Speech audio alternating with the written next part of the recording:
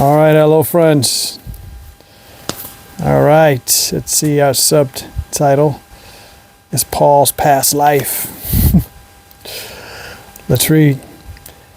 It is a common experience for Christian converts to think of their lives in terms of before they accepted Jesus and after, just as Paul does in Philippians 3.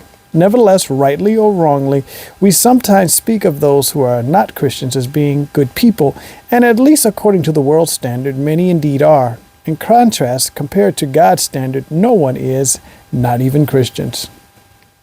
In Philippians 3, 4 through 6, Paul points out many things in his life of which he had once been proud.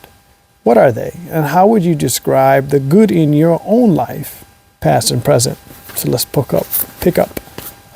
Philippians 3, 4 through 6. I've got it right here.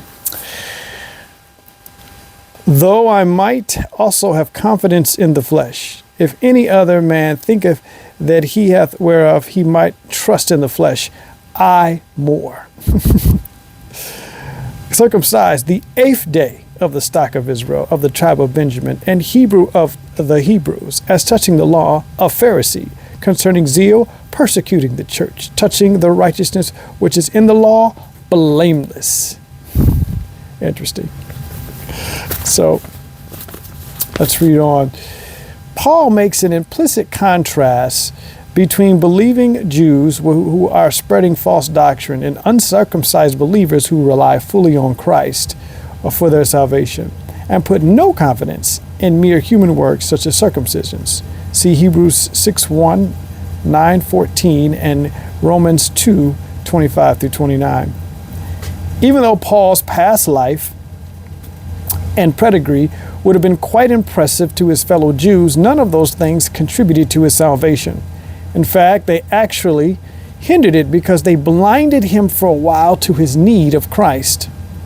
Paul was not just circumcised, he was an 8th dayer, meaning he, an Israelite by birth and belonging to the people of the covenant, was circumcised on the 8th day, perfectly in line with the law.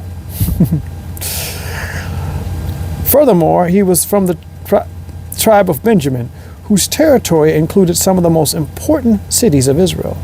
Paul not only knew Hebrew, but as a student of Gamaliel the elder, Acts 22:3, Acts 26:4 and 5, and a Pharisee, he would have been steeped in the knowledge of the law and how it was, at least according to tradition, to be applied. Paul was so zealous for the law that he persecuted the church because of its perceived threat to the Jewish way of life, which he thought the law prescribed. Interestingly, though, blameless in terms of that human-originated righteousness, Paul realized the law was actually far deeper and more demanding than he could imagine, and that without Christ, he stood before it condemned. Let us compare Romans 7, 7 through 12, and Matthew 5, 21, 22, 27, and 28. What crucial points do both Jews and Paul make about the law, and why is faith in Christ, Philippians 3:9, rather than the law, the only source of righteousness? Look at it this way. How well do you keep the law, at least in the way Jesus said we should? I'll read those two. Let's start with Romans 7, 7 through 12. Romans 7, 7 through 12. There we go. What shall we say then? Is the law sin? God forbid. Nay, I had not known sin, but by the law. For I had not known lust, except the law had said, Thou shalt not covet. But sin, taking occasion by the commandment, wrought in me all manner of concupiscence. For without the law, sin was dead.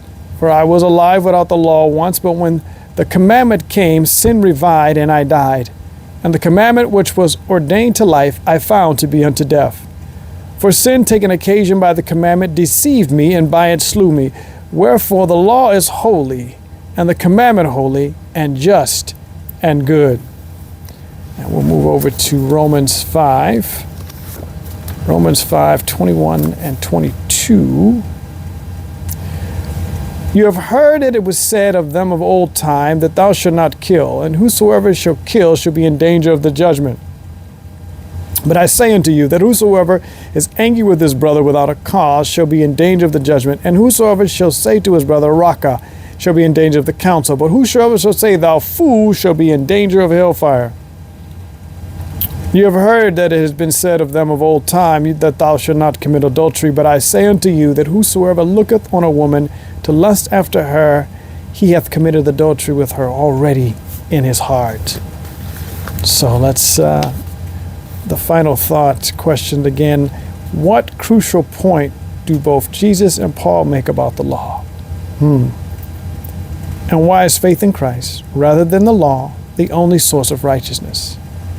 Look at it this way. How well do you keep the law, at least in the way that Jesus said we should? Very good question.